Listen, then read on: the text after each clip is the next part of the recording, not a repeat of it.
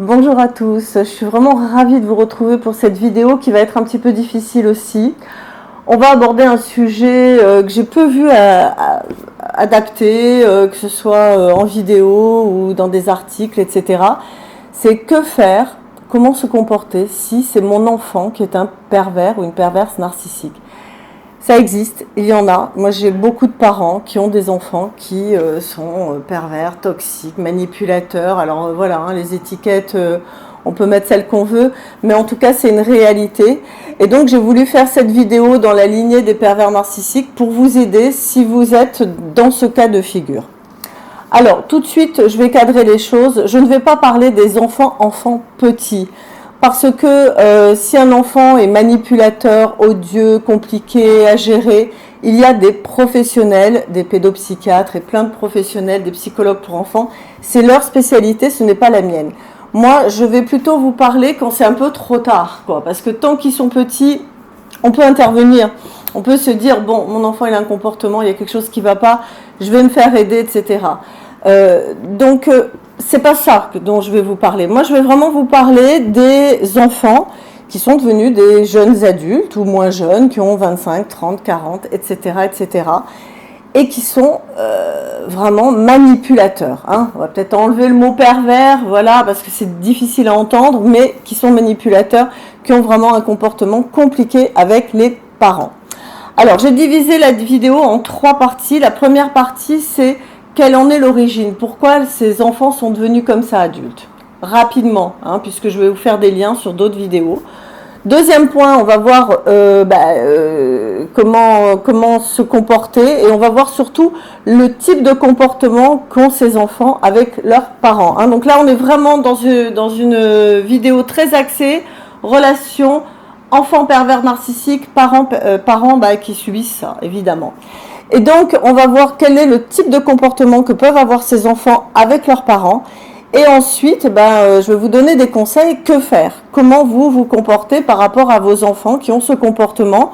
Et je vais vous donner 5 conseils. Et puis, vous essaierez de piocher, de voir ce qui peut vous convenir. OK?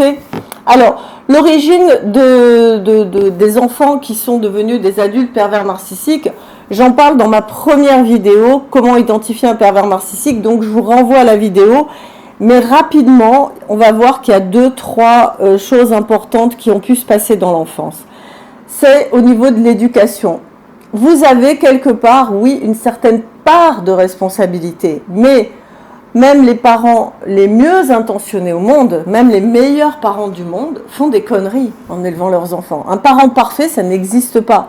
Et tous les enfants qui ont eu des parents pas très parfaits, qui ont fait des erreurs, qui n'étaient pas dans une super éducation, ne deviennent pas pour autant pervers narcissiques. Donc on retrouve quand même 2 types d'éducation qui peuvent être notamment une éducation trop laxiste. On n'a pas su dire non à son enfant, on l'a trop couvé, on l'a trop chouchouté, c'est devenu l'enfant roi. Il s'est rendu compte qu'en insistant, en pleurant, en manipulant, il pouvait obtenir tout ce qu'il voulait. Et après, il va reproduire ce mode de fonctionnement dans sa vie professionnelle, familiale, affective, avec ses amis, avec tout le monde. J'insiste, je manipule, je pleure, je fais du chantage et ça marche. Et les premiers un peu responsables sont un peu les parents. Ça, il faut bien un petit peu l'admettre, d'accord? Donc ça, c'est le premier type d'éducation. Deuxième type d'éducation, c'est une éducation qui va être au contraire un petit peu trop sévère et où l'enfant a dû trouver des stratagèmes et surtout une éducation où il ne s'est pas senti aimé, il ne s'est pas senti valorisé, où on l'a dénigré. Et finalement, pour s'en sortir, il a essayé de faire comme il pouvait. Donc, on se coupe un peu de ses émotions et puis on essaye également de manipuler l'autre, d'être odieux avec l'autre, d'être dur avec l'autre pour obtenir ce qu'on veut. Donc, on est un peu dans le mimétisme de l'éducation.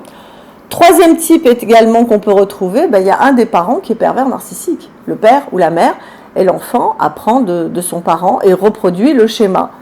Alors, il faut savoir, j'en ai déjà parlé, que tous les enfants qui ont un parent pervers narcissique ne vont pas devenir pervers narcissiques. Heureusement, parce que là, ce serait une contagion, il y en aurait, quoi.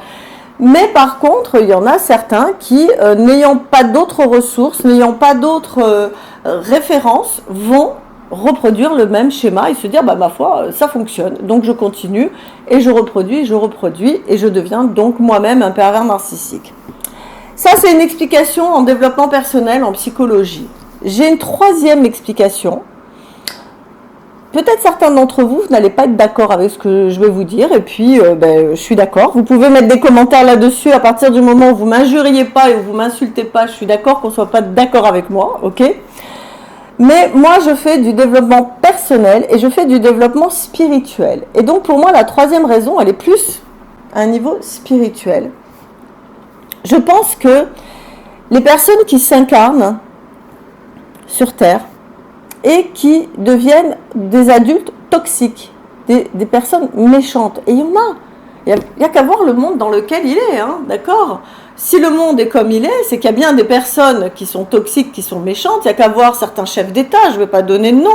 Il n'y a qu'à voir certaines personnes qui sont dans la manipulation, qui sont dans le pouvoir, qui font des horreurs. On ne vit pas dans un monde de bisounours.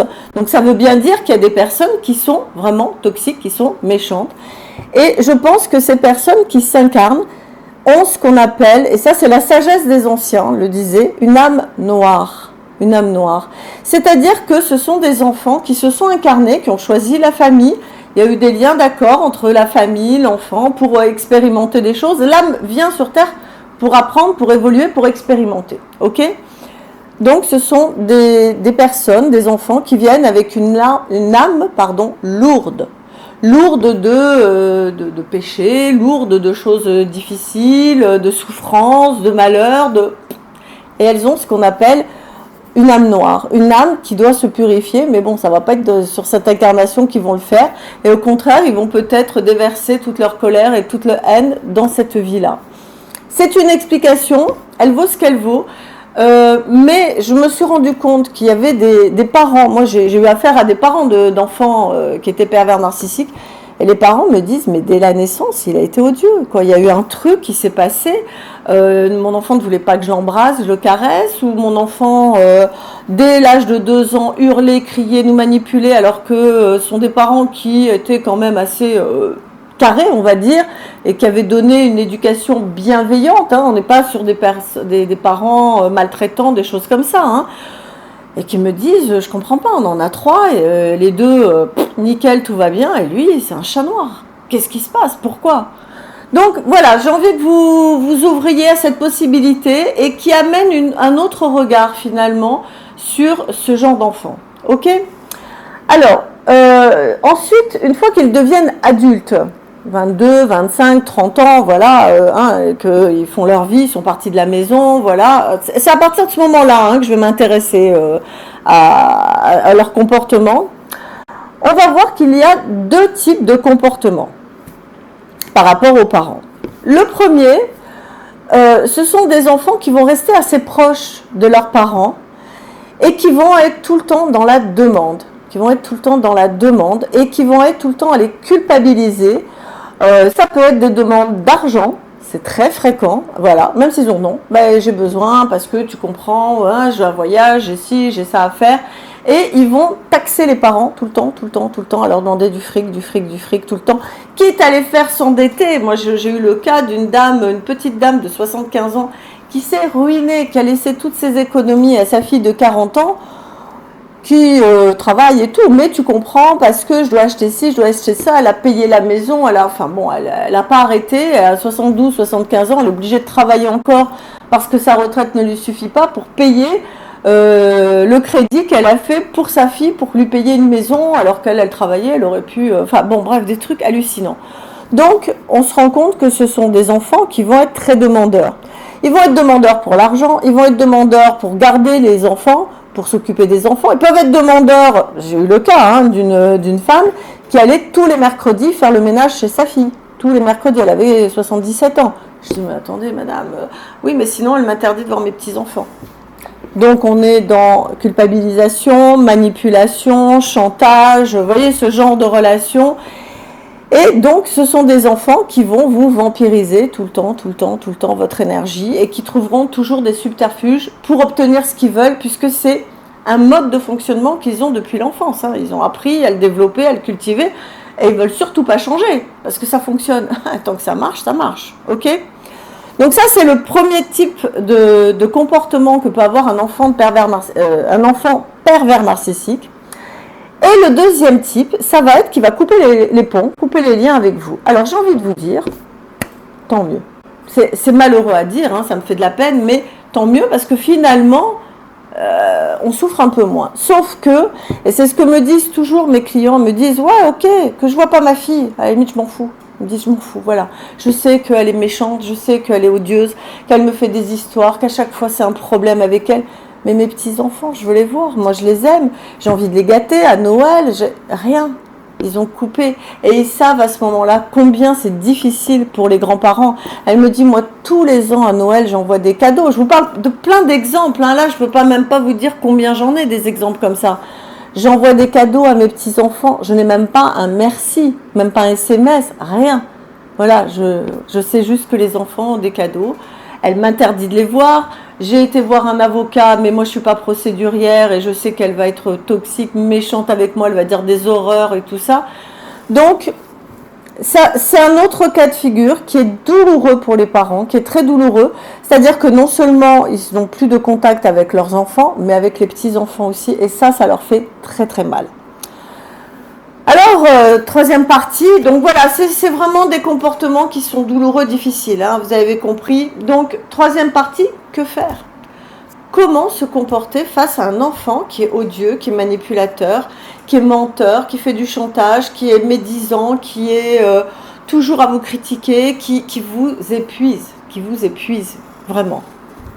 Alors, la première chose, en général, moi, quand mes clientes m'appellent et qu'ils ont ce genre de problème avec leurs enfants, le premier point, ils ont passé le cap, très souvent. Pas toujours, hein, parfois, je suis un petit peu obligée de mettre le doigt dessus. Et là, évidemment, ils me disent, bah ouais, Denise, vous avez raison, c'est horrible. Donc, le premier point, la première chose à faire, vraiment, c'est à admettre et à accepter que son enfant est un pervers narcissique. Et ça fait mal. Ça fait très très mal. C'est très très douloureux pour un papa, pour une maman, de se dire, bah oui, parce qu'on se culpabilise, et c'est le deuxième point, on se culpabilise, on se dit, mince, je suis passée à côté, j'ai pas été assez ferme, j'ai été trop dure, j'ai été trop comme ci, pas assez comme ça. Moi j'ai des mamans et des papas qui se font le film dans la tête de leur éducation, de se dire, mais où j'ai merdé, où ça s'est mal passé. Alors oui, on va toujours vous trouver des défauts. Et ça, d'ailleurs, les enfants qui ont des relations pervers narcissiques avec les parents, ah là, ils savent très très bien leur faire mal et leur dire « Mais tu te rappelles quand tu as fait ça ?» Et ils leur ressassent le passé d'il y a des trucs d'il y a 30 ans en arrière. Culpabilise. Tu es un mauvais père, tu es une mauvaise mère, tu n'as pas su m'aimer, tu n'as pas su m'éduquer, tu n'as rien fait pour moi alors que les parents ils sont saignés au 4-20, payer les études, payer ci, payer à l'étranger. Il y en a une, elle allait payer des trucs au Japon, enfin, elle s'était ruinée, endettée et tout ça. Aucun remerciement, aucune reconnaissance et au contraire, on accuse et on culpabilise. Donc, c'est compliqué. Donc, il faut arriver à admettre et à accepter que, bah ouais, votre enfant, il a un problème, quoi. Il est pervers narcissique, il a une âme noire. Moi, c'est ce que j'appelle les âmes noires. Ok? Ça, c'est une première étape. Deuxième étape, très importante, va falloir déculpabiliser complètement. Arrêtez de toujours vous dire c'est de ma faute, parce que bah, plus vous êtes dans ce système de fonctionnement, plus votre enfant il a un pouvoir sur vous pour vous dire bah oui c'est ta faute, hein, donc tu me dois, donc tu dois faire ci, puisque tu es coupable, donc il faut que tu payes, d'accord, que ce soit en argent, en temps, quelle que soit la façon dont on paye avec un pervers narcissique, ok? Donc il faut déculpabiliser. Ça c'est le deuxième point, deuxième étape. Troisième étape, très importante aussi, mettre des limites. Il va falloir mettre des limites et lui dire là non. Ça fait 15 jours que tu me demandes tous les jours d'aller chercher tes enfants à l'école, faire le ménage, faire la bouffe, faire ceci. Je n'en peux plus. Je suis âgée, je suis fatiguée, je ne peux pas. Tu gagnes bien ta vie, donc tu vas mettre une jeune fille au père. Tout ça pour économiser de l'argent. Hein. N'oublions pas que le pervers narcissique est toujours très comme ça. Hein. L'argent, c'est important.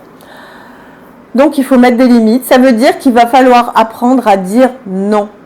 Et ça va être très dur parce que évidemment ils vont repartir sur le point numéro 2, culpabilisation.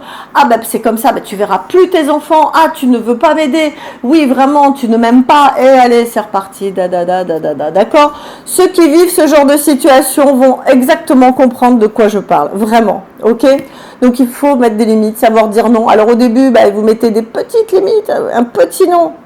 Ça passera un peu mieux. Et puis après, il va falloir vous imposer un peu plus par rapport à cet enfant qui est un vampire énergétique. Quatrième point, très important, il va falloir prendre de la distance avec votre enfant. Je sais que c'est difficile, je sais que vous l'aimez quand même malgré tout, parce que votre enfant, il vous vampirise, il vous fatigue, il vous prend votre énergie. Et si votre enfant a 40, 30, 40, 50 ans et plus, et que vous avez 60, 70 et plus, bah vous êtes fatigué. Vous êtes fatigué, vous n'avez plus l'énergie et la force de répondre à ça. Et si votre enfant est trop toxique, trop collé à vous, vous allez avoir des problèmes de santé. Mais ça, c'est évident, parce qu'il vous vampirise votre énergie. Ok?